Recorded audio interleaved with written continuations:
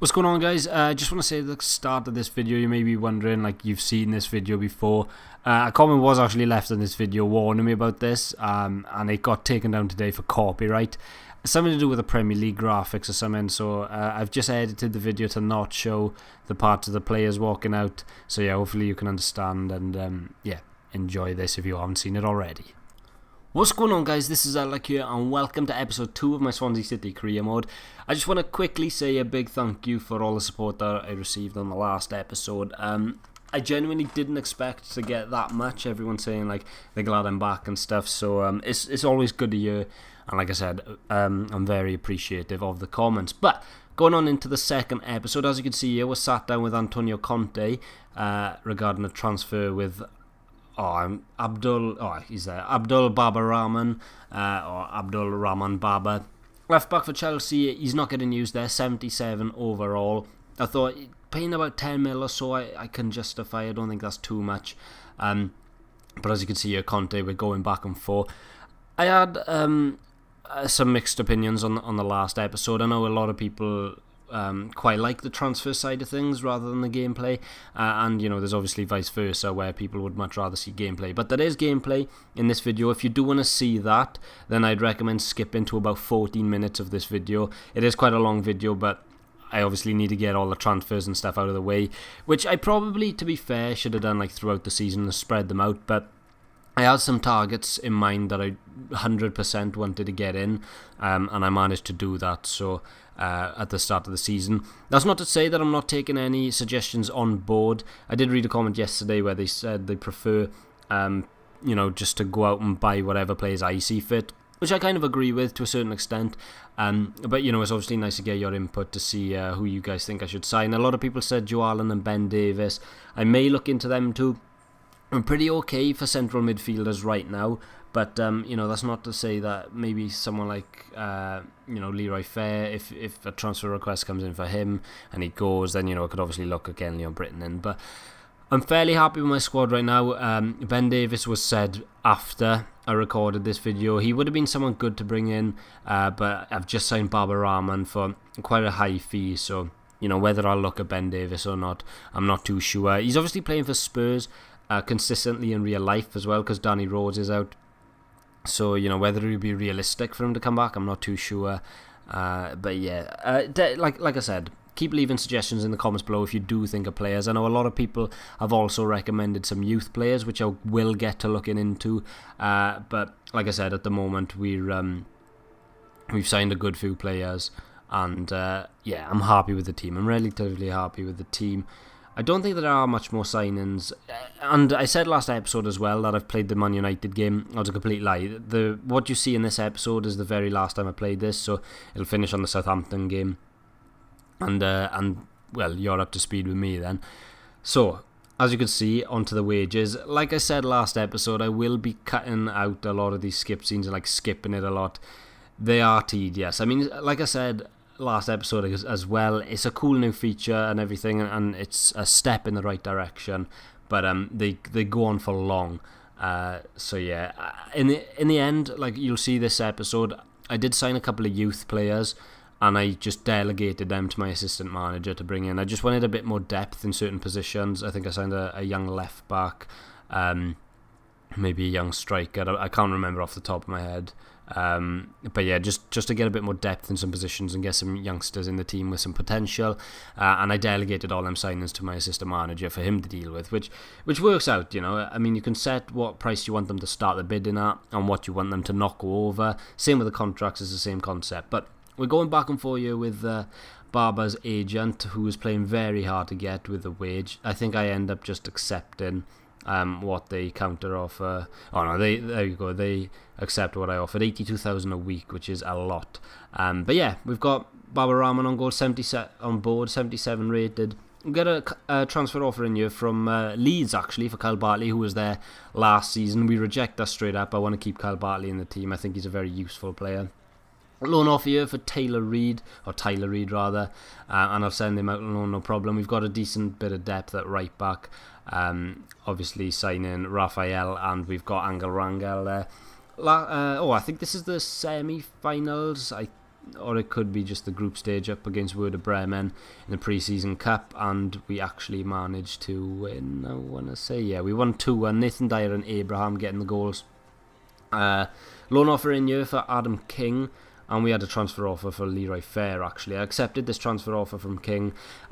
I did delegate the transfer offer to my assistant, but I put it like stupid, like 25 million, just because I'm not really interested in getting rid of Leroy Fair. And as you can see there, we signed Callum Gribbin from Manchester United for a small fee. 2 transfer offers in as well, one for Wayne Routledge, which I rejected. I think he'll be a useful squad player to have in the team. And one from Southampton for Nathan Dyer, an ex-player of theirs. It was 9.9 million, I believe I can see there, which is a decent amount for a 28-year-old that won't be playing every single week. So I thought if I could squeeze a bit more money out of Southampton, then I might just let him go. So, as you can see here, we proposed a new transfer fee when I decided to it. Oh, excuse me.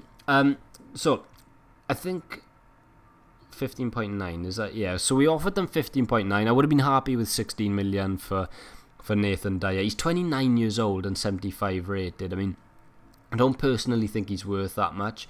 They came back with 14.2, which was very tempting, but I thought that I'd go back, try and get a bit more out of them, and then I'd be happy. So we went 14.6, probably getting about 14 back from the board to use in another transfer. And like I said last episode, as you can see here, they actually accepted that. And as I said last episode, I do want to keep a lot of the base players in, like Britton, Routledge, Fabianski, players like that have been there for a while. I'm a bit gutted that Dyer's gone for that reason, but I think 15 million pretty much is a big fee to turn down. As you can see up here on the breaking news, Vincent Kompany signs for Paris Saint-Germain. I will go a little later on in this episode through some of the biggest transfers of the window. As you can see here, Gribbin signs for us, number 23, taking over Sigurdsson's number actually. I'm not sure whether I'll change that round. We sim our semi-final here up against Lokomotiv, and as you can see, we go 1-0 down, but we do actually manage to win 3-1. Abraham getting another goal, Klukas also getting on the score sheet, and John Joe Kenny here for Everton, he accepts our transfer, so we managed to get him in on loan. Like I said, I delegated those to my assistant manager, so that's why you wouldn't have seen the cutscenes and whatnot. Leroy Fair, I did a similar thing to the one I did earlier. Actually, I went a bit lower this time, actually, but last time, I didn't really want to get rid of Leroy Fair. Oh, excuse me. I think he's a very good player, but I just delegated to my assistant manager, just to say anything over 15 million I would have been reasonably happy with. And yeah, we get a bit of prize money there, do some training. I forgot what I was going to say, I had something in mind. Yeah, I also had a lot of loan offers in for a lot of my youngsters in the team as well, which I accepted, but when I tried to accept them, it was saying like, loan offer rejected, so I'm not sure why he was doing that, as we signed another youngster there. But we're in the finals of this European Cup up against RCD Espanyol. It says, well, away from home. I think they're all played in one location. But we start the game off, skip after 10 minutes, and yeah, it didn't go very well for us. We lost 3-0, but I'm happy to get to the final. We got a couple of extra million, and as you can see here, Nathan Dyer sold. We actually get 11.5 million for that transfer. I thought we would have got a lot more than that, but it appears not. Fabianski as well, we had a transfer off of him, not letting him go. We've already lost Nathan Dyer, so I'm not going to sell any more sort of star players. And as you can see there up the top right, Real Madrid win the race for Marco Reus. That's a big sign-in. They've got a very, very strong team now. And Pedro Lopez signs for Stoke, I think, yeah. So, no idea who he is, to be brutally honest. After selling Nathan Dyer, I thought to try and get another player down that right-hand side. I was looking at these two, Lodeira, I butchered that name, haven't I, and Theo Walcott. I thought I'd go in for Theo Walcott first, just to see how much Arsene Wenger would let him go for. As you can see, here we are. And so I sold Nathan Dyer for 14.6, near enough 15 million. Theo Walcott's value was 13 million. I think we did try and go in for a player swap first of all. I think Keith and Young probably I would have tried to shift. I don't know, maybe Key will go at some point during the season. He's worth 9 million, or his value is 9 million, so I think cashing in on him, and like a lot of people suggested last episode, getting Joe Allen in would be a decent shout. Definitely wouldn't be something I'm against, but as you can see, Wenger wasn't really interested at all in Key Sun-young. So we're just going to scrap the idea of another player and offer a transfer fee. Now, with selling Dyer for 15 million, I wouldn't mind getting Theo Walcott in. I tried 15 million straight off the bat just to see, just to test the waters, see if he'd accept. Didn't really expect him to accept this one, to be honest. And let's see what he comes back with. As you can see, the cutscenes take a little bit of time, so that's why I'm going to try not to include all of them. But he wants 17 million for him, which is fair enough. I think 17 million is around about a fair price, but I do counter back and sort of meet him halfway at 16 million, I think I offered. Yeah, so 16 million. Go at him with that, see what he says. And if I'm not mistaken, he actually accepts us. 16 million is not a bad bit of business for Theo Walcott, in my opinion, especially with the transfer market the way it is right now. But yeah, like I said, a very, very capable replacement for Nathan Dyer. And we got more of these cutscenes, the wage cutscenes, that are starting to break me a lot watching these back. They're so hard to commentate over. I don't really know what to say during these points. Squad rule crucial, which is fairly expected. I think Theo Walcott will be a crucial part of the team. Contract length 3 years. That's more than fine by me. I think a lot of the players I signed early on in the transfer window only wanted 2, but 3 years, that'll keep him here until he's of a decent age. Theo Walcott is the same age as Nathan Dyer as well, and 5 ratings higher, so to only pay $1 million more is a good bit of business. Obviously, he's on a lot more wages, and as you can see here, we do end up going back and forth for a little bit for the wage fight. But I do want a quick comment. I've just finished editing this now after the Swans and West Ham game are finished. I'm just going to talk a bit about the Swans in real life, just while we're going through all these scenes that I don't know how to commentate over. It's looking bad for Swans. A 90th minute concede. How do I explain? We conceded in the 90th minute for the second week running. Obviously, Watford last week beat us, and then this week obviously Watford beat us in the last minute, and West Ham are beating us this week. It's very sloppy. I mean, you can't really point fingers at anyone. I still stand by my opinion that we had a poor transfer window. Obviously, bringing Renato Sanchez and Boney and Abraham have been good signings and good players. Rocky Mesa as well. But, I don't know, there's no width to the team, and there's no sort of playmaker. There's no one in there that can just shift the team on like Gylfi Sigurdsson used to do. And that's what we're lacking. We're lacking a bit of creativity in the midfield, which I obviously quickly cancelled out playing this career mode by signing Jonathan Vieira. That's the type of play you need. That's the type of play we should be attracting. But anyway, enough of the real life stuff. As you can see here, we're going through some of the biggest transfers. Vincent Kompany to PSG, Wilfred Zaha to Roma, Nathaniel Klein to West Brom is a weird one. I've missed a couple of the ones up the top, but there were some decent signings. Danny Rose to Dortmund. I've noticed that a lot of fullbacks leave teams. Like, as you can see here, a lot of the biggest transfers are for fullbacks, right and left backs. But I think we actually managed to get up there, yeah, with the signing of Jonathan Vieira, and we got there with Theo Walcott. But as you can see here, our first Premier League game of the season at St Mary's against Southampton. As you can see there, they showed Ricardo Quaresma.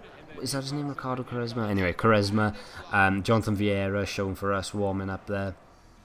And as you'll be able to see here from this little cutscene, playing their debuts. Oh no, I actually cut that one out, my bad. Southampton versus Swansea. No, I did keep it in. As you can see here, Quaresma and Ricardo Quaresma, I got that one right, and Jonathan Vieira. Signing for pretty much similar fees, but first chance of the game here comes to Tadic. It was a very weak effort, to be honest. I'm surprised he didn't get it on his left foot to try it, but here's Tadic again on the ball. We actually foul him there. Take the free kick quickly, do some Tadic on the ball, tries getting it through to Quaresma, and we managed to defend that well. I'm not sure who that was defending actually, but we get sort of, not really a counter-attack, but we start the move rolling. Renato Sanchez into Boney back into Jonathan Vieira, who spread it out wide to Raphael.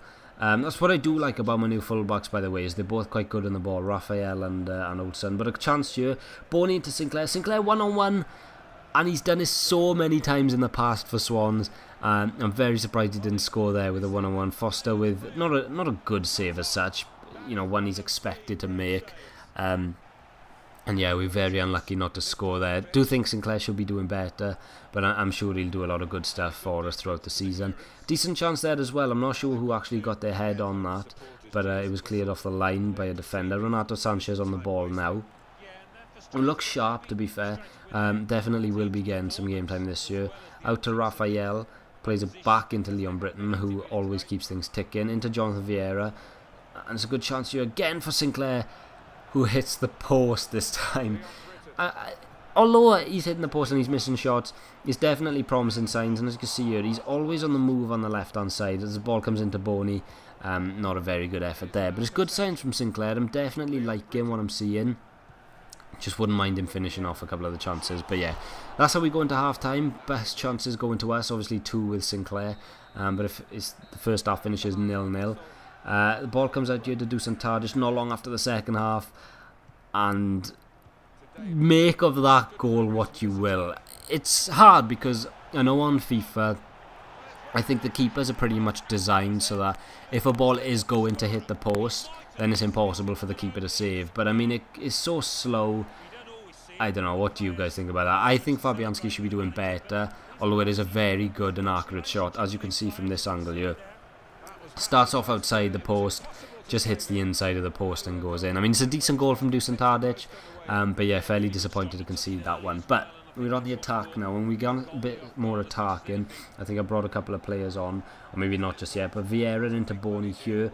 It's a nice turn, and it's a good save from Foster, and Sinclair couldn't quite get on the rebound. But yeah, good signs from us again. Wilfred Boney on the ball again, into Leon Britton, who plays it into Vieira, who very much was a catalyst this game. Still Vieira on the ball, he's still going with it on his left foot, he takes a shot, and it's a good block from Van Dijk. I think I actually might have tried to cross that one into the box, but we brought Leroy Fair on quite short, not very long after that attack. The ball comes into Wilfred Boney here, good bit of strength, holds up the defence, and Jonathan Vieira is 1-on-1 with the keeper, and he manages to put us level on his debut, and I was quite happy with that one. I was quite happy I scored with Vieira, and as you can see, he goes over and celebrates with Nordvelt and Kyle Bartley. But yeah, good bit of excuse me, good bit of hold-up play there from Wilfred Boney, and just passes it around the side, and you fancy Vieira to score from there. I was a little bit nervous when I was in front of goal with him, but it's a good finish nonetheless. And yeah, it sets us up nicely. We've been a better team this second half, but it shows for nothing. As the game comes to a close, we come away with a draw. Not such a bad result away at St Mary's against a good Southampton team, but I think we had the better chances that game and with a better team that game, so it's disappointing in that aspect. But thank you all for watching episode 2.